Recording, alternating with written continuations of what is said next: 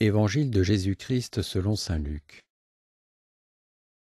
En ce temps-là, les publicains et les pécheurs venaient tous à Jésus pour l'écouter. Les pharisiens et les scribes récriminaient contre lui. Cet homme fait bon accueil aux pécheurs, et il mange avec eux.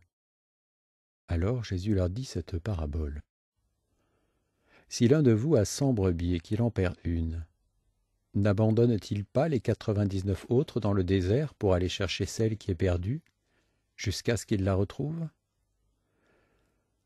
Quand il l'a retrouvée, il la prend sur ses épaules, tout joyeux, et de retour chez lui, il rassemble ses amis et ses voisins, pour leur dire « Réjouissez-vous avec moi, car j'ai retrouvé ma brebis, celle qui était perdue. » Je vous le dis, c'est ainsi qu'il y aura de la joie dans le ciel pour un seul pécheur qui se convertit, plus que pour 99 justes qui n'ont pas besoin de conversion.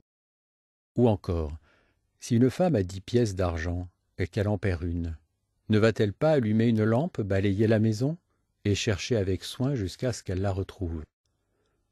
Quand elle l'a retrouvée, elle rassemble ses amis et ses voisines pour leur dire « Réjouissez-vous avec moi, car j'ai retrouvé la pièce d'argent que j'avais perdue. » Ainsi, je vous le dis, il y a de la joie devant les anges de Dieu pour un seul pécheur qui se convertit. Jésus dit alors, un homme avait 2 fils. Le plus jeune dit à son père, « Père, donne-moi la part de fortune qui me revient. » Et le père leur partagea ses biens. Peu de jours après, le plus jeune rassembla tout ce qu'il avait et partit pour un pays lointain, où il dilapida sa fortune en menant une vie de désordre.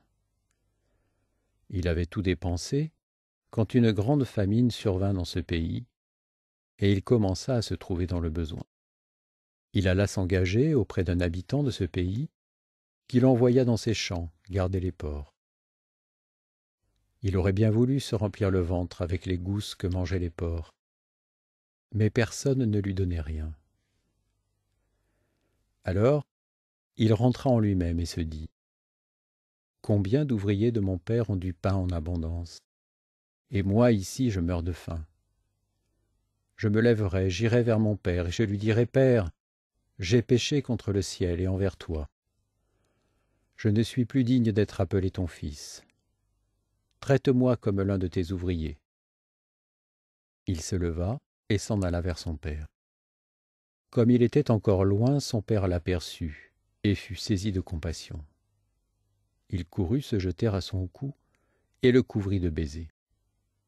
Le fils lui dit, « Père, j'ai péché contre le ciel et envers toi. Je ne suis plus digne d'être appelé ton fils. » Mais le père dit à ses serviteurs, « Vite, apportez le plus beau vêtement pour l'habiller. Mettez-lui une bague au doigt et des sandales aux pieds. Allez chercher le veau gras, tuez-le, mangeons et festoyons, car mon fils que voilà était mort, et il est revenu à la vie. Il était perdu, et il est retrouvé. » Et ils commencèrent à festoyer. Or le fils aîné était aux champs. Quand il revint et fut près de la maison, il entendit la musique et les danses. Appelant un des serviteurs, il s'informa de ce qui se passait. Celui-ci répondit, « Ton frère est arrivé, et ton père a tué le veau gras, parce qu'il a retrouvé ton frère en bonne santé. » Alors le fils aîné se mit en colère, et il refusait d'entrer. Son père sortit le supplier. Mais il répliqua à son père, « Il y a tant d'années que je suis à ton service, sans avoir jamais transgressé tes ordres, et jamais tu ne m'as donné un chevreau pour festoyer avec mes amis. Mais quand ton fils que voilà est revenu, après avoir dévoré ton bien avec des prostituées, tu as fait tuer pour lui le veau gras. » Le père répondit, « Toi, mon enfant, tu es toujours avec moi, et tout ce qui est à moi est à toi. Il fallait festoyer et se réjouir, car ton frère que voilà était mort, et il est revenu à la vie.